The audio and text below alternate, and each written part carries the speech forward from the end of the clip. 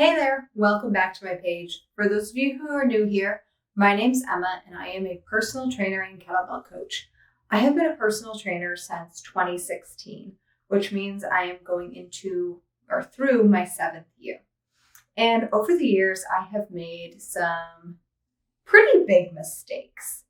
Nothing that ultimately led anybody to be injured or anything like that, but there have been some pretty big rookie mistakes I made, even well into my career. So I thought it would be fun to tell you 5 big mistakes I made over the course of my personal training career.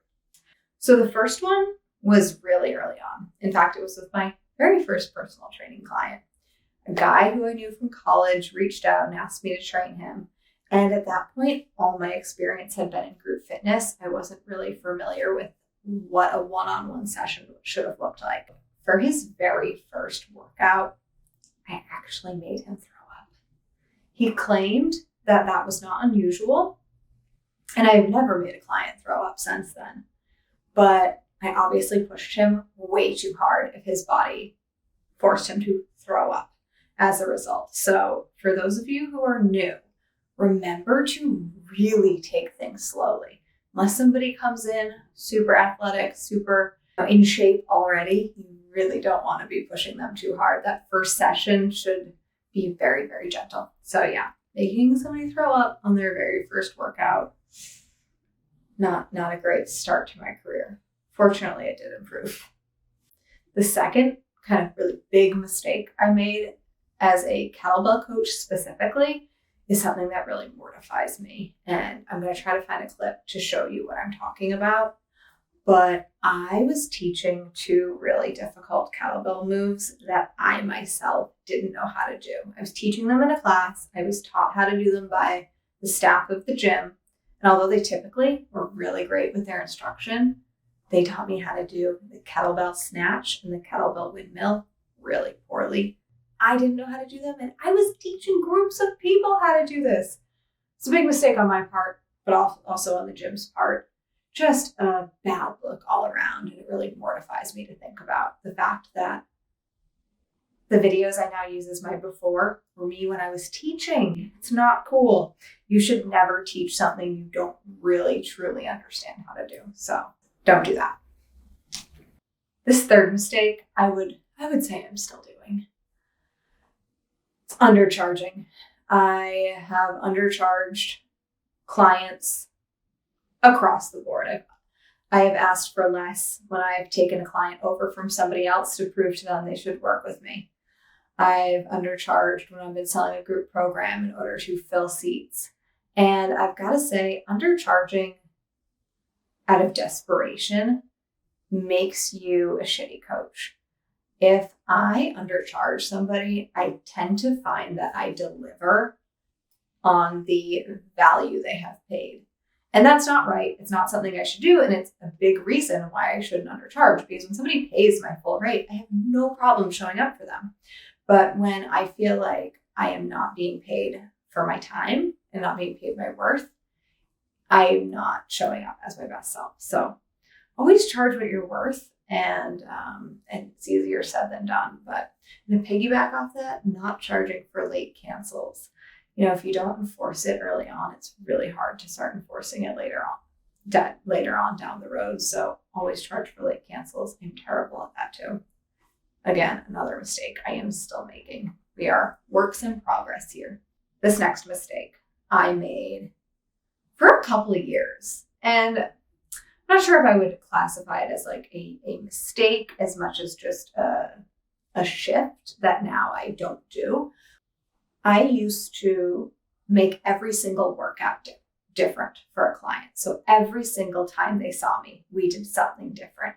I used to feel like I was not giving them my all if a workout was the same week to week. Like I needed to give them the most novel workout I could come up with. Not necessarily crazy stuff, but different from the week before. And clients loved it because a lot of people come to a personal trainer from having done group classes, and group classes have so much variety. People jump around from class to class. They're going to see a lot of different things in a class. And it's kind of the opposite of what you're supposed to be doing in personal training. With personal training, you're supposed to set goals with your client and work towards those goals. And I was doing that, but by jumping around, I was doing my clients a disservice by not getting them to their goals fast enough to keep them what I thought was engaged. I have since figured out ways to keep the workouts interesting for the clients, but keep the programming a lot more consistent. And that has led to much better results. And I think I did that in part because, as I mentioned, my background was as a group fitness instructor.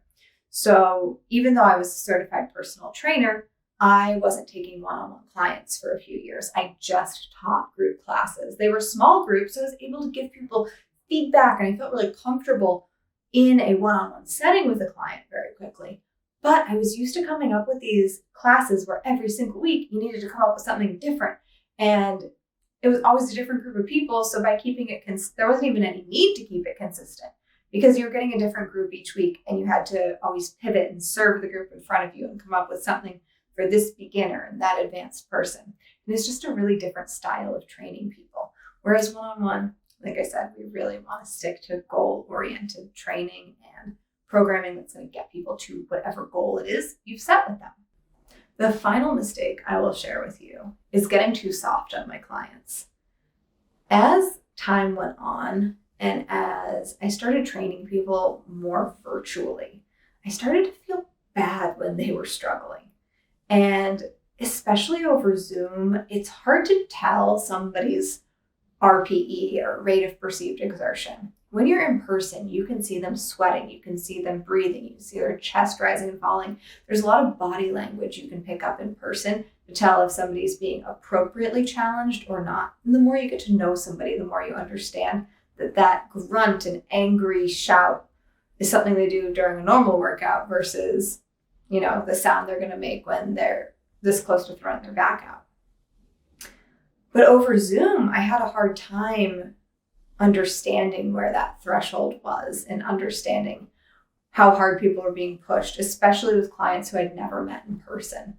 So I ended up getting a little soft on people and I wasn't challenging people enough. I was, letting them get off easy because I'm sitting here in a chair chatting with them as they work out. And I don't want them to feel like they're working too hard all of a sudden, which is kind of not what they signed up for.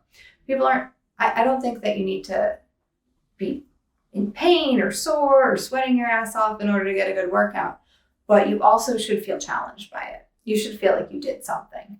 And I think it was getting to the point with some clients where I wasn't pushing them enough, especially people who complained a lot. I had a really hard time pushing back and making them feel challenged despite all the complaining. If somebody complained, I would just throw my hands in the air and let them do whatever it is they wanted to do that they felt was appropriate. And ultimately, that wasn't what they were paying me for. People were paying me to push them and to get them to where they want to be, not to just be their bestie and let them have an easy time.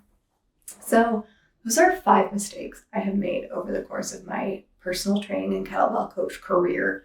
I am always trying to learn from my mistakes whenever I realize I have that aha moment that I've done something wrong or that I've been doing something wrong. I try really hard to figure out how to not do it going forward. And I try to share with my client that I saw that this was happening and this is what we're going to do to course correct and fix it.